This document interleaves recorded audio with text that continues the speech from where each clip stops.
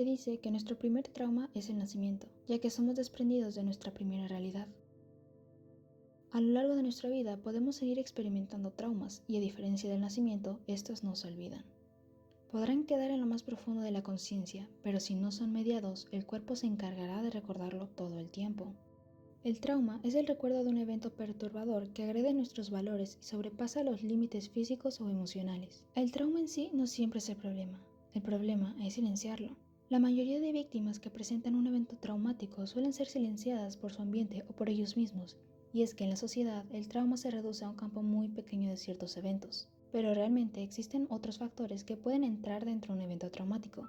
Invasión a la privacidad, acoso cibernético, abuso de confianza, desvalorización de las emociones o de las personas, abuso de poder, manipulación, amistades tóxicas o ambientes tóxicos. El trauma actúa de distintas formas dependiendo del individuo, el periodo de acontecimiento, historia personal y edad del afectado, pero el silencio se puede dar en casi todos los casos. Y aquí el gran enigma: ¿por qué quienes pasan por un evento traumático guardan silencio? El alejamiento parcial del presente permite a las personas enfrentar la experiencia sin quedar atrapadas por las emociones asociadas a ella. Por lo tanto, no nos permite entender lo que sucede. Y si la emoción no se hace consciente, queda anulada por la mente y recordada por el cuerpo. Todo esto provoca la sensación de irrealidad o vacío mental. Considero que es la primera etapa, la etapa donde surge una pregunta: ¿fue real lo que viví? Muchas personas ante las agresiones optan por disociar y al regresar a la realidad aún cuestionan lo que vivieron. Y es importante entender que esto no es tomado 100% consciente, a veces es solamente un mecanismo de defensa.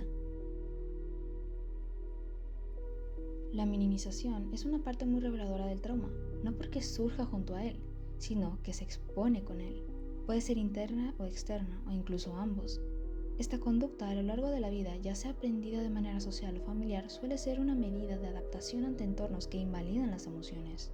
Suele ser una estrategia para mediar el dolor, la culpa y la incomodidad. Quien minimiza puede convencerse a sí mismo de que el problema está en su percepción, pensando que solo lo lleva en la cabeza, en lugar de confrontar el dolor real. Durante el periodo posterior al trauma, la minimización suele ser una herramienta que puede proteger momentáneamente de sentir dolor, pero que a la larga cuesta. Independientemente del suceso traumático, la violencia es normalizada en muchas culturas. Golpear o ofender a los amigos de forma amistosa, acosar a alguien como forma de venganza e incluso atentar contra el bienestar de otros como una broma son cosas que pasan constantemente. La constante exposición a mensajes contradictorios de normalidad y abuso conduce a que las personas internalicen el maltrato y pierdan perspectiva de que están siendo heridas. Llegar a pensar, esto solo está en mi cabeza, surge de asumir que el maltrato es normal y el problema está en uno mismo. Todo esto crea la idea de tener que guardar silencio aunque seamos agredidos. Esto expone más de lo que protege. Se vuelve una indefensión aprendida donde todo lo malo está en la mente y que nadie quiere hacer daño, solo que somos débiles. Estos pensamientos previos hacen que los afectados por un trauma no hagan nada para evitar el sufrimiento y pocas veces se dan cuenta en el momento correcto. La indefensión aprendida implica baja motivación, ansiedad y depresión, de modo que la víctima siente que no tiene capacidad para influir en lo que le sucede. Por eso la mente se dispersa. El gaslighting no es un peligro porque sea grosero, sino porque aparenta ser razonable. En algunos casos donde las víctimas deciden enfrentar al victimario suceden cosas como la negación del daño, la victimización y la evasión de la responsabilidad. Es importante aclarar algo: justificarse no es lo mismo que contextualizar. Hay una gran diferencia entre decir creí que no te afectaba a decir no pensé en cómo te afectaba. Muchos intentos de conversación son un disfraz para la autojustificación por parte de los victimarios, donde la responsabilidad recae en la víctima y lamentablemente algunos llegan a tener el cinismo de actuar de manera empática, porque hey, ya pasó, ¿no es así? Hay frases manipuladoras y contradictorias que hacen que la víctima cuestione sus sentimientos en el momento en que ocurren, reforzando la tendencia a callar.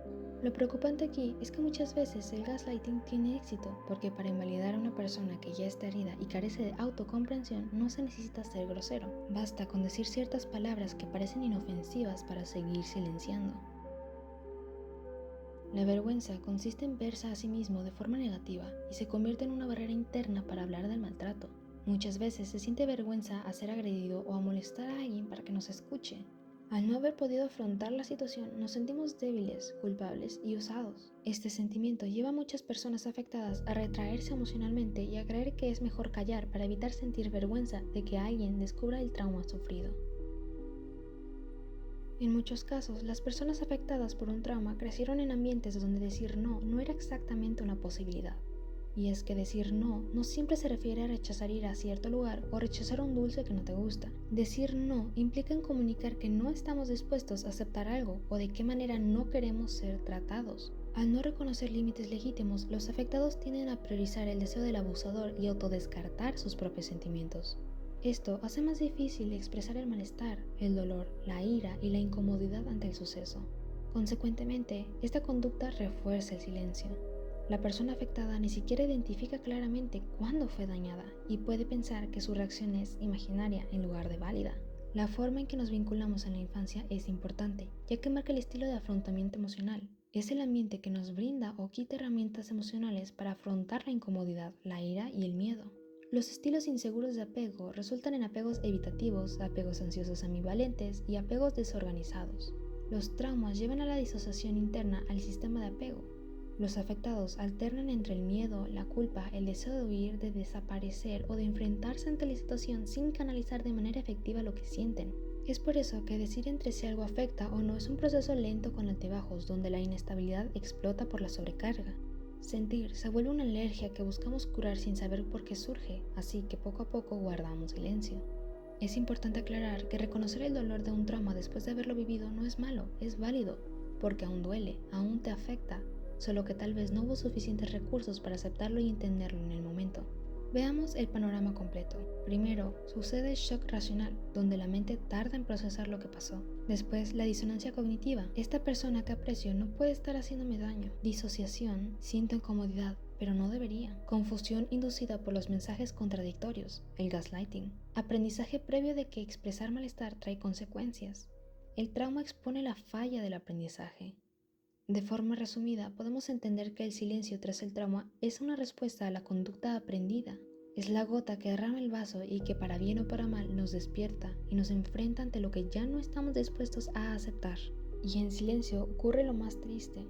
Los afectados terminan haciendo el trabajo cognitivo de los agresores, justifican y buscan comprender ¿por qué? ¿Por qué ellos? ¿Por qué esta persona les hizo daño? El ambiente tristemente no siempre resulta ser una red de apoyo, pero no se trata de desquitarse con aquellos que no lo entiendan o que no te apoyen. Se trata de aceptar el acontecimiento, no negarlo ni seguir invalidando lo que sentiste y sientes. Debes aprender a relacionarte con compasión y gentileza con el suceso y las emociones. Esto se logra a través de la terapia y la autoobservación. Integrar el suceso como un acontecimiento más que como una pesadilla es importante para poder comprenderlo y sanar. El perdón puede venir después y no siempre es obligatorio. Otra manera de expresar la percepción sin necesariamente comunicarlo de manera verbal es creando y conectando.